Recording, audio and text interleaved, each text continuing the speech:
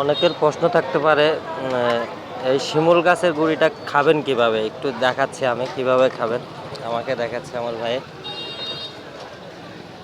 দেখেন সিলটা হবে প্রথমত, সুন্দর করে সিল নেবেন।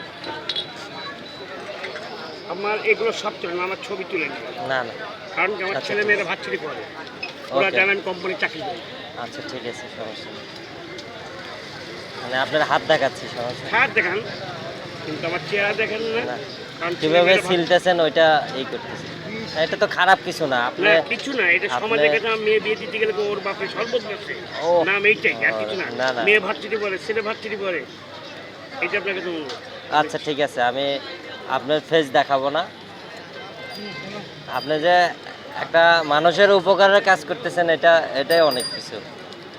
সবাই দেখে আপনি তো এই করতেছেন, আর আমি যে আপনি ব্যবসা করে খাচ্ছেন, আপনি একটা সম্মানী মানুষ। এটা যার এরকম চিন্তা ভাবনা থাকে না, আসলে ওরা ছোট মনের মানুষ।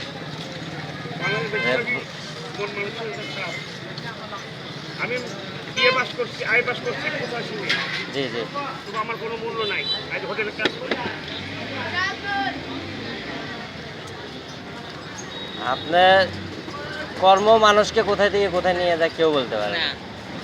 আর কর্মকে যারা সম্মান করে তারাই প্রকৃতপক্ষের মানুষ, ঠিক আছে না চাচা? কর্ম হইলে সবচেয়ে সবচেয়ে বড় জিনিস কর্ম। এটার উপরে আর কিছু না।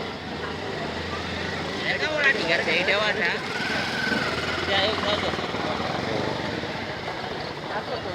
একটু কাটে কিছু দিবেন নাকি? একটু এই কালি জিরা টালি জিরা দেখেন, এখানে কালি জিরা দিয়ে এবং হালকা মধু দিয়ে যদি খান, আপনি জিনিসটা আরও পরিপূর্ণ পাবে।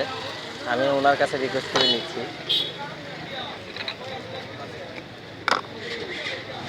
দেখেন,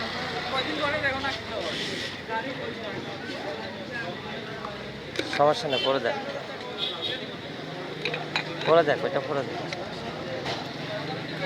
দেখেন মধু দিচ্ছে, কালি জিরে দিচ্ছে।